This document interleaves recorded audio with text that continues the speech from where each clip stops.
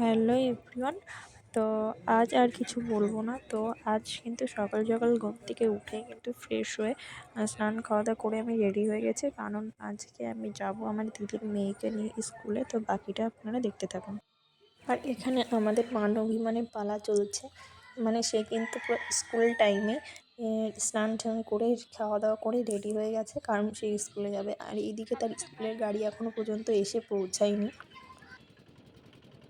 তো ফাইনালি অনেকক্ষণ পর স্কুল গাড়িটা এসছে, মানে ফোন করা হয়েছিল, তারপর গাড়ি চলে এসছে এবং আমরা সবাই মিলে গেছিলাম। মানে 4টে স্টুডেন্ট ছিল আর 3টে গার্জিয়ান ছিল।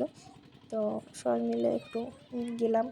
আর বাচ্চারা স্কুলে যাবে, একটু আনন্দ করবে, এটাই তো ওদের আনন্দ। তো সেই জন্যই আরও স্কুলে নিয়ে যাওয়া। বাচ্চারা খাওয়া দাওয়া করার পর একটু খেলাধুলা করে নিল, তারপর আমরা কিন্তু সবাই মিলে গাড়িতে উঠে পড়ি এবং গাড়িতে উঠে পড়ে আমাদেরকে বাড়ির সামনেই মেনলি গাড়িটা নামায়, কিন্তু আমাদের আজকে গাড়িটা নামিয়েছিল বাড়ির পেছন দিকটাতে। তো তারপর আমরা মাঠ দিয়ে বাড়ির দিকে রওনা দিই। কোথা দিয়ে যাবো? আমরা এই দিক দিয়েই যাবো। কত ক্যান্ডিডেট, আমরা স্কুল থেকে বাড়ি ফিরছি।